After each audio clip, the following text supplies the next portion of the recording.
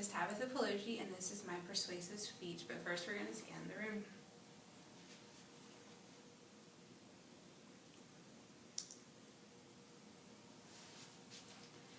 Silky, smooth, decadent, luscious, and sexy. What about bad for you?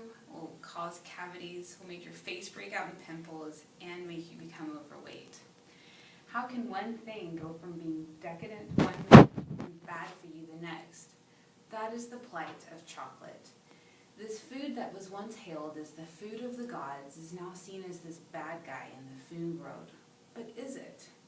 Chocolate may in fact be the unsung hero of the food world. Historically, chocolate has been used medicinally. Today we know that it has several benefits for our health, and many components of the cocoa bean have been found to improve our mood.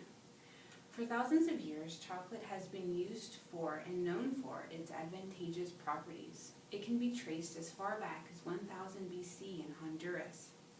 Chocolate did not get its start as the Hershey bar that we've all come to know and love. Instead, it started off as a drink.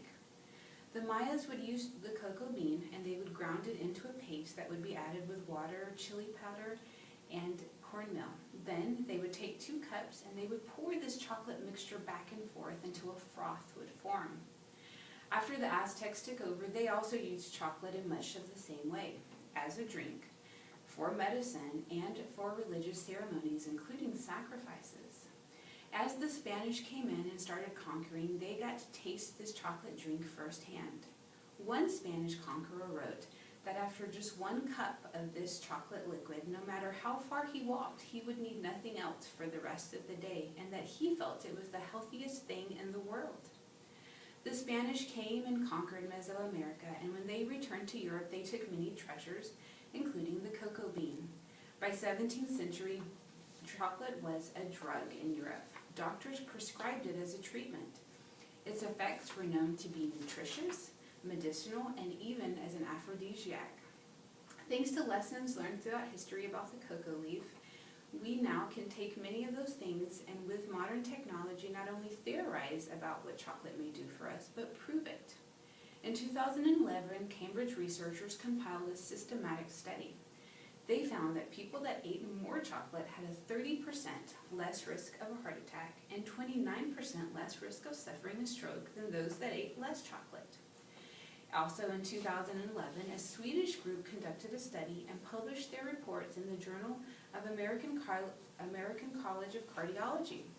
They concluded a high correlation between people who had a high chocolate consumption and lower risk of stroke rate in women. The American Heart Association has also pointed to several recent studies that have shown the benefits of chocolate in health. It has had effects in blood pressure, insulin sensitivity, vascular, and platelet functions. With all of this goodness that the cocoa leaf has given us, including things like a giant chocolate bunny and chocolate fountain, not only has it been found to be good for our bodies, but also for our minds. There is a component to chocolate called flavanol, which is known to help in higher mental activities. The British Psychological Society presented findings that volunteers performed better in mental math activities after having hot chocolate that had high quantities of flavanol. The University of Wales conducted a study about people's attitudes toward chocolate. For example, do we really eat more chocolate when we are under any kind of emotional stress? The answer to that was yes. And the study found that the basis for that craving is that chocolate stimulates the release of endorphins. And endorphins are neurotransmitters which act in much of the same way as an opiate would. And yet another study looked at the effects of flavor on mood. Dr. Mongoya, who was leader of this study, found that there are molecules in chocolate that do have, in fact, a positive effect on our mood. She found that many components of chocolate act like valproic acid.